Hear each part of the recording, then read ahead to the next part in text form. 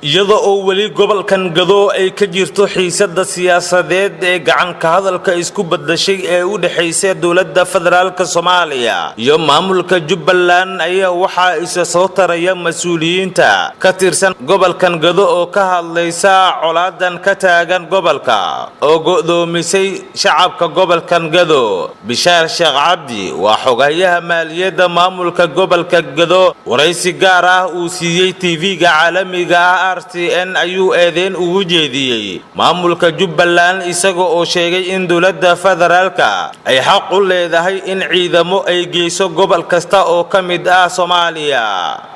waxaan u arkaa ama aan horeyba noogu muuqatay in maamul goboleedka Jubbaland hogaankooda sare ay qaldan yihiin wada qaldanna ay ku socdaan. maxaa wacay dawladda Soomaaliya ayada dalka mas'uulka ah amniga ayada mas'uulka ah muddo fara badan bay madaxda sare ee Jubbaland waxay kula wadeen oo kula shaqeynayeen ugu dul qaadanayeen isaga aamusnayn wada qaldan wadada saxda ah hadii aan la marin oo wada qaldan oo murdurwa lagu qaadsiyo oo mamar madaxla ah sidii u socoto way soo reebantaa. waxaan u arkaa in ay soo reebantay hadda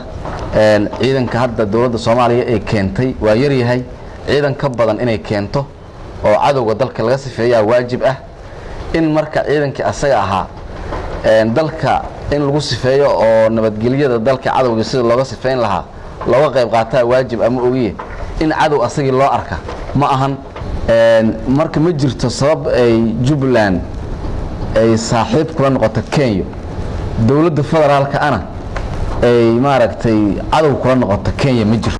waxaa sheegtay in gobollo badan ama degmooyin badan ama deegaano badan ba al-shabaab ay haystaan idinkii Jubbaland iyo dawladdii ciidamadii waxaad moodaa inay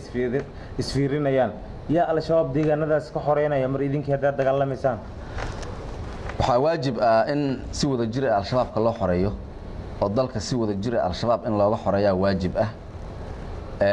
mas'uuliyadda koobaadna waxay saaran tahay dawladda federaalka ah ay saaran tahay anagu waxaan nahay state baan nahay maamul goboleedka Jubbaland baan nahay state ah state-kana wax buu xaq u leeyahay dawladda federaalka ana wax bay xaq u leedahay. marka waxaan maqlahay hadda madaxweynaha Jubbaland Axmed Madoobe in uu shada qudbeenayay oo uu arrimo fara badan ka sheeganayay dawladda federaalka oo ay kamid tahay in la xiray hawadi in hadda ciidamo meeshan lagu soo daabulahayo in hadaan alla ku diidin waxyaabo ay dawladda federaalka samaysay waxa weeye nin waxa la yiri qorigu isaga jabiya qajaftiisa kama naxo ninka awood badan hortaab u dhirfaabay Soomaalida tiraahdaa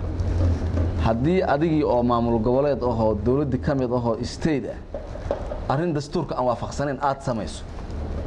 maxaa dhacaya maxaa dhacayo wixii lagu jawaabo waad ogtahay markuu doorashada electionka markuu dhacayay meesha muddo isbuucyo ah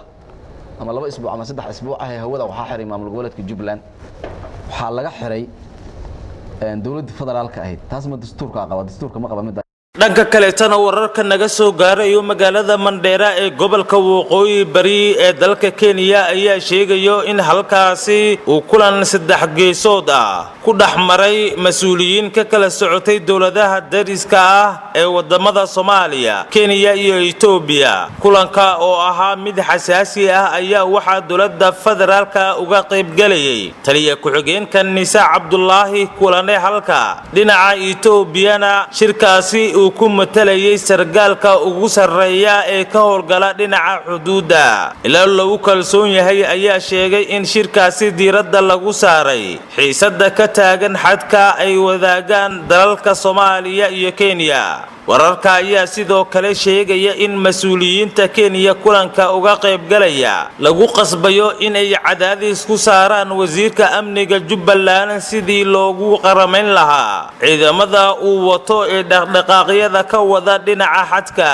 dhawaan ayay ahayd markii ciidamada dawladda iyo kuwa Jubbaland ee uu hogaaminayo Janan ay ku dagaalameen degmada Balad Xaawo ee gobolkan Gado. Yaxya Cabdirasaaq Soofe RTN magaalada Baardheere ee gobolka Gado.